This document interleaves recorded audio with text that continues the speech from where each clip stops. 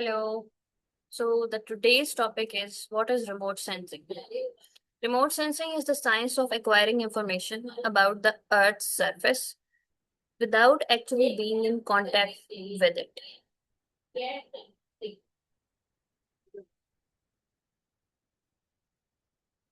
Remote sensing, it is the science of acquiring information. Information can be spectral, spatial, temporal about material objects, area, or phenomena through the analysis of data acquired by a device from measurements made at a distance without coming into physical contact with the object, area, or whatever that phenomena is under investigation. How does remote sensing work? Remote sensing is performed by sensing and then recording the reflected or emitted energy and then processing it, analyzing, and then applying that information for various applications. Remote sensing overview. Observation without direct contact. There is another type of remote sensing called as passive remote sensing. It makes use of sensors that detect the reflected or emitted electromagnetic radiation from the natural resources.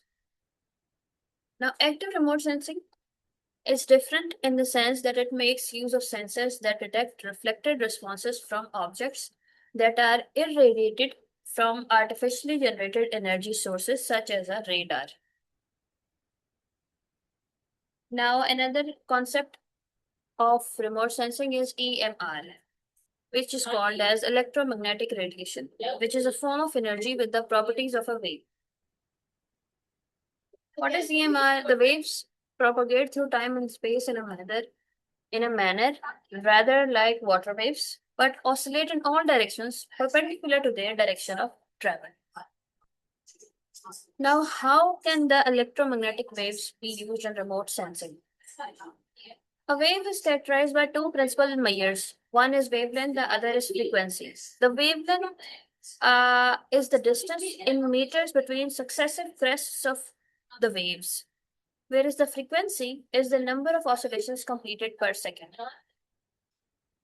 This is basically a picture showing what a crest is, what is a trough, and what is the amplitude of an electromagnetic wave. Now, there are some terms which are very important when we talk about electromagnetic waves. One is crest. Crest is the highest point of the wave, as shown in the picture. Trough is the lowest point of the wave. Amplitude is the height of the wave as measured between the trough and the crest. Wavelength is the distance between two identical points on the wave. Period, the time it takes for a wavelength to pass a stationary point. The frequency is the number of wavelengths that pass a point in a set period of time. All right. Wavelength is the distance in meters between successive crests of the waves. Now we talk about frequency. Frequency is the number of oscillations completed per second. This picture also shows the lambda and the troughs and the crests. Now, the relation between wavelength and frequency, they are basically related by the following formula. You can see that C is equal to lambda multiplied by V. Lambda means wavelength, V means frequency, and C is the speed of light. What can satellites see? Now, this is basically showing the entire spectrum of electromagnetic radiation. Satellite electromagnetic sensors let us see beyond the visible. This is the electromagnetic spectrum and the applications that this spectrum is used for. EMR, basically the electromagnetic waves that interact with an object, the phenomena is called as incident radiation. The electromagnetic energy is either reflected, transmitted, or absorbed by the surface it strikes with. Now, the major components of remote sensing technology involve there is an energy source, then there are platforms, then there are sensors, detectors, and processing equipment, and then institutionalization. Energy source is basically a passive system, which can be the sun, irradiance from Earth's material. Now, when we talk about active system includes irradiance from artificially generated energy sources such as radar. Platforms Platforms are basically the vehicle which carry the sensor. It can be a truck, aircraft, space shuttle, satellite. Sensors are the devices to detect electromagnetic radiation. They can be cameras or scanners. Then comes the detectors. Detectors are basically instruments which convert the electromagnetic radiation into recorded signals. This can be film, silicon detectors. Then comes the step of processing, which is basically how we handle the signal data. It can be photographic or digital. The last step is institutionalization, which is basically organization for execution at all stages of remote sensing technology. It can be done in various national and international organizations or universities or centers. Now I talk about what a platform is. The vehicles or carriers used for remote sensing are called as platforms. The typical examples are satellite aircraft, but they can also include radio controlled aeroplane, balloon, kits for low altitude remote sensing, as well as ladder trucks or cherry pickers for ground investigation.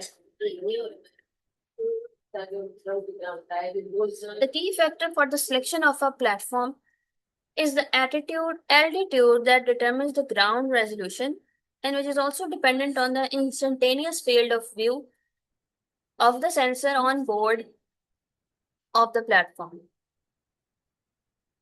These are basically the remote sensing platforms.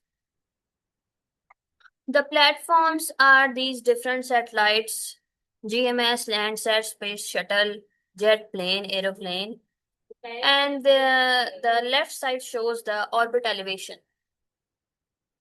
Now, this table shows various platform types and observation objects.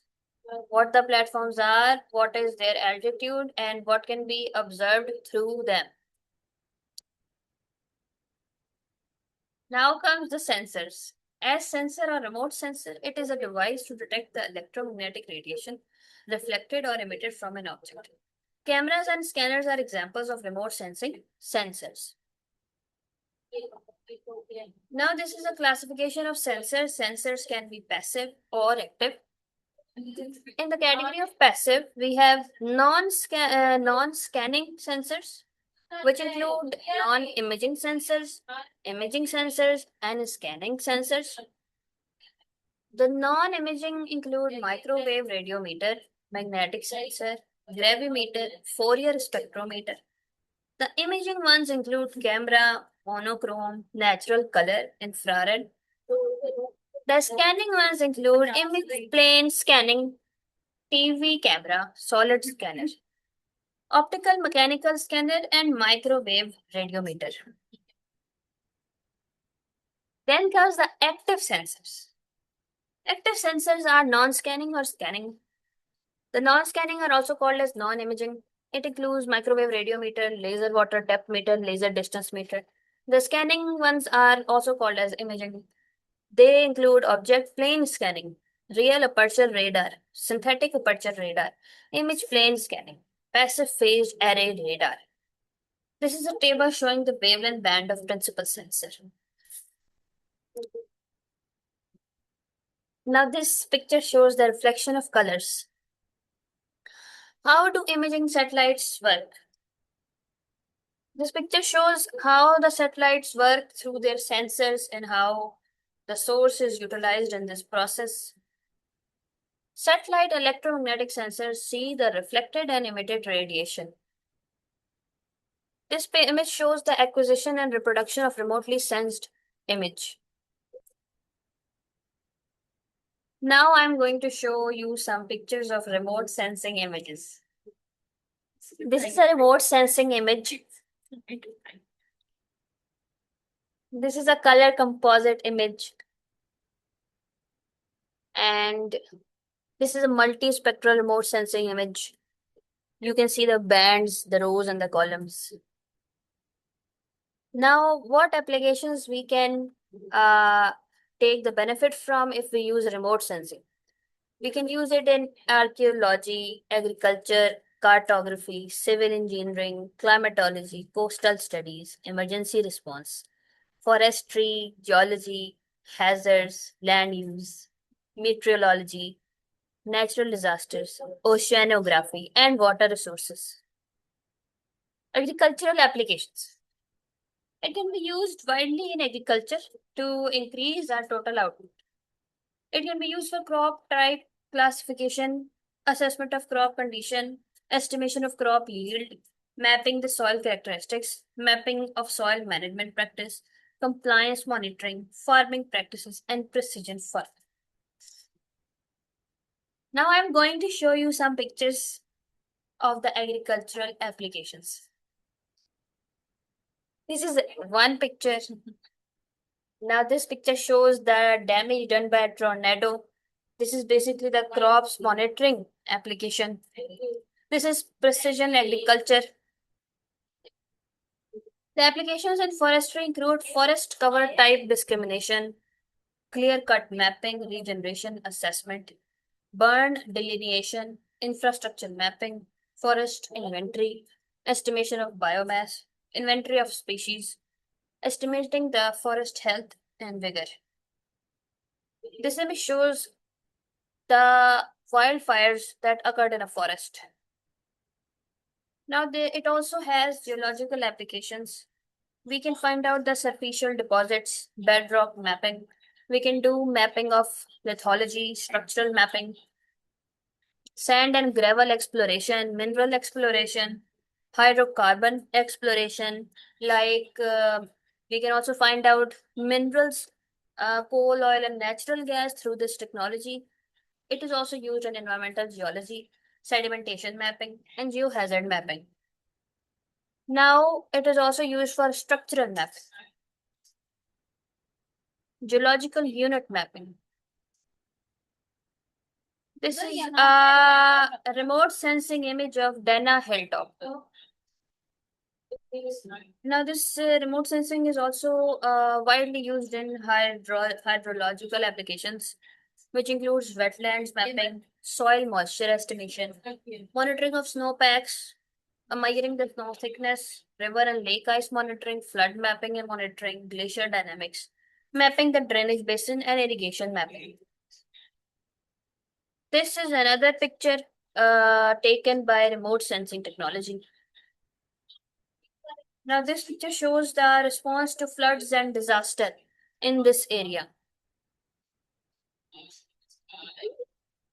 Remote sensing has multiple applications in land use and land cover subject. It is used in natural resource management, wildlife protection, damage delineation, legal boundaries for tax and property evaluation, target detection. For example, knowing where the roads and bridges are. These are some examples of land cover classification. Species mapping. Mapping applications include planimetry, digital elevation models, baseline thematic mapping, topographic mapping. This is planimetric mapping. This is showing the plains, digital elevation model, topographic mapping, oceanic applications. Oceanic applications include ocean pattern identification, storm forecasting, fish stock and marine mammal assessment, water quality monitoring, strategic support for oil spill emergency response decisions, mapping shoreline features, and coastal vegetation mapping. This remote sensing image shows the internal waves in a water body. This is showing an oil spill in a water body. Now that was all for today. Now I will come back with another video of an amazing topic. Till then, bye.